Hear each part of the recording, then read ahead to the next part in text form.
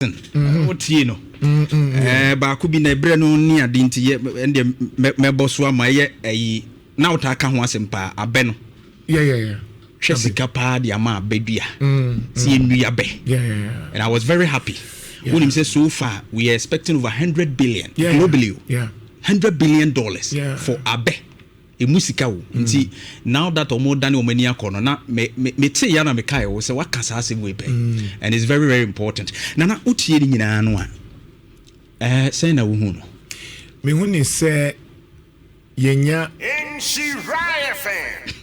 A certain president was suade. Right.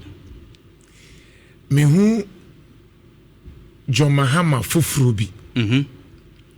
Na no me kan wa kyerɛ sɛ wasuade. Yeah. Enti ɛtɔ da bi a ɛwɔ sɛ yɛtutia aban a na so ɔdene. Na okosuade. Right. Ɛfiri sɛ nka yɛma John Mahama toa so 2016 a. Anka yɛnya saa mfaso wi. Right. Ɛkyɛ sɛ ma meka wuti ni yɛdeɛ. Anka yɛtoma John Mahama 2016 ma ne toa so a. Anka yenya mfaso ne Ghana yenye enti nyankopon ma ne ko nwura mu kɔhwe enwura kakra dane Nebukadnezar kakra ebaaye no wilderness no obaaye no wasua de enti nyoma bi a woyɛ bia ye de from experience kyerɛ sɛ ɔkɔhwe nwura no ɔhwe nwura a man na adwi mu da ho. Okay. Is a Ghana fort for nature in room. Aye. Kokori kakra. Itu okay bi akwa we krokro do so. We hwan eche di aboa we die. Sa nwura mu nyoma no. Utimi duru ba bi kura akwa yum na yam hwehwew. Ebo na je we na yam hwehwew. Brofre kra obetimi anum ne kakra dudu ni na sefo. Sure. Nti okono num dudu no ene ma the old John Mahama no. Ofri mu hu se maye abode foforo. Right. Na enra obi a otie bi a oka no kre no ennim se John Mahama ya ade. Yeah. Opa betimi akade obeka bia John Mahama wa ya ade. Yeah. Yeye mu bi na ye busa se oba obeye den.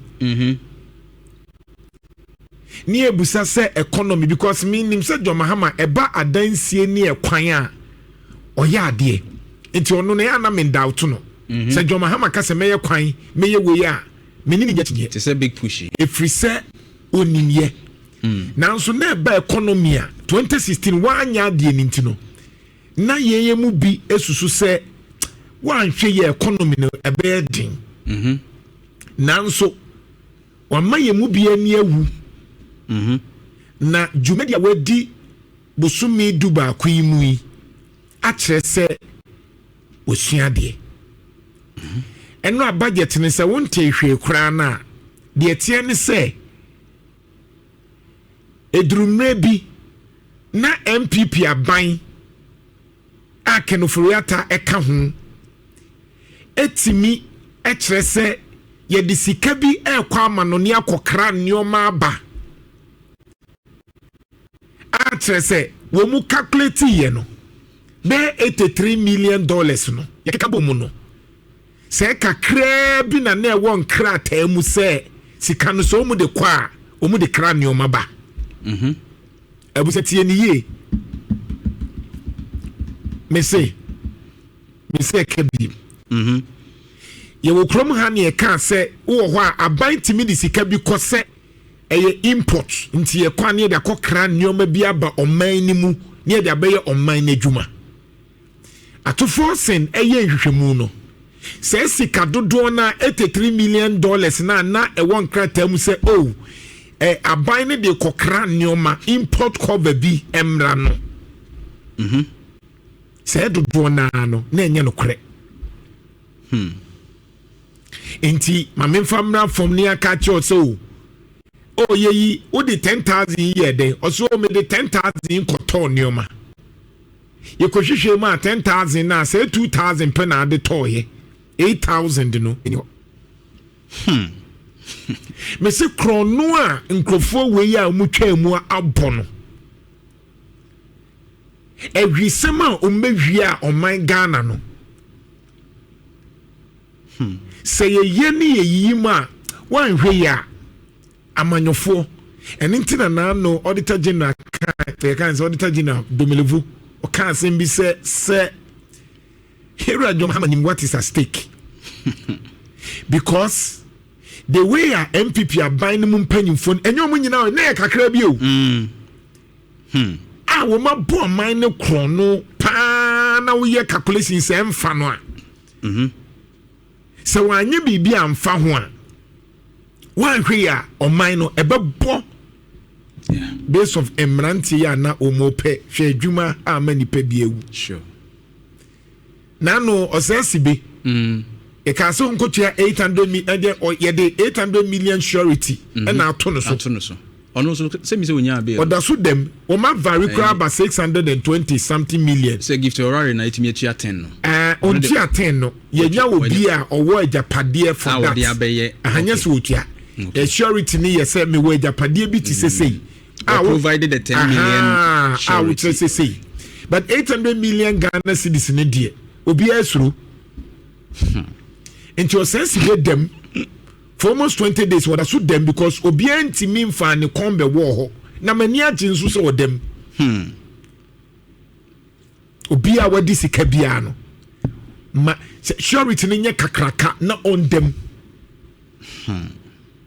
ye free wa eni je semba kwa yera John Mahama asa ye wose ye bompai ene Friday ye mompai ma John Mahama ne se oye na adwini se afidie so enyoma yaka want to catch you say ye kasa nyoma we ya en wetie ye say ye ma senior high school so ne junior high school eniane no farmers no de ye no wa ha no ye nto ne mfam fidi wo mu that alone kra ebe makua ye ayakono yeah if you say would ye nto sa John Mahama ban beto no de akwa fidi nkwada no say we ye emo local rice no emu wa hoden de kra chain abrofo de no mame nka no wa ha local rice no ahoden wo mu bebre because local rice no fiber wom obi say emo wom ene ye nya afidi a etimi po ema emo no ye kama enti de John Mahama ban ka chain ni nyina ne say wa wudia emo no ma wani nje wa wudia ebro in toast nyaadoane na muani nje brode muani nje efrise wa ye nhyehye se de be ya sanioma no aban beto afri momo ho aban ni nso de emfidie ba ma agrek no emu abie sei na ne eka efrise ni kwanse ye kase ye wo bre pro o man Ghana ye wo ba bi e fra ne bre pro oni bre pro e de ane bre na pro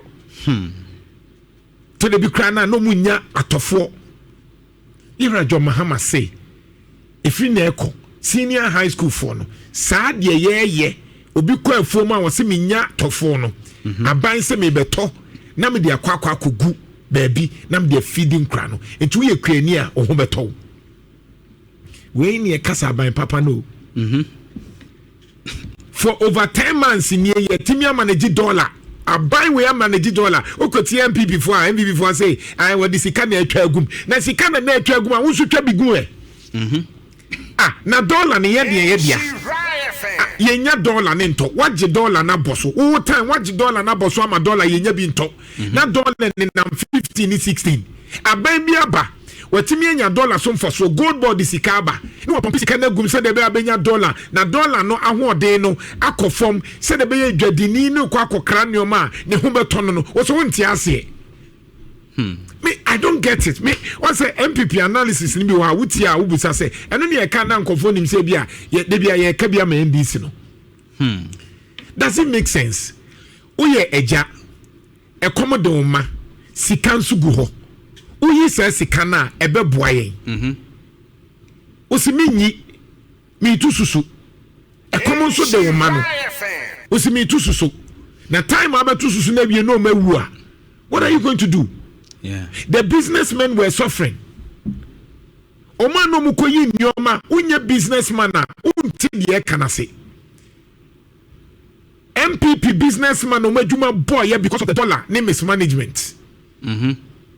Nyamia ya dum na ban bia ba no say ni wasika we ya dollar na mo pe meje bi aguma mamo na makwa yibi na mo dia ye adwuma dollar na na 15 say what 10 11 o say enye na wadi bibi agum onya hwe na say nyansa na obeka say yemfa bibi ngumu no nyansa na ye kase yemfa say $8 billion na wo kan ye di aguma enyemfa so e de bre ye nyina. I mean, I don't get it. John Mahama, Nhyira. They are toso. Eye say, ato Forson emi ehu say ye wo nimdie ene ye wa adesua. Obetimi asua de ba na nya nimdie. Inti Bible no tai chichem. Bibia ye frɛ no wisdom. In Israel, no, we more means wisdom, knowledge, and understanding.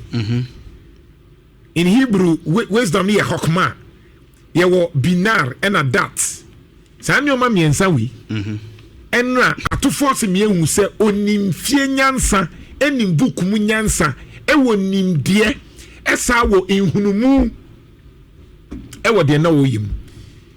Into one can kind Bible uncle to Bible one could pretty wo ho second if we are to go to Bible one shifita bia wo ho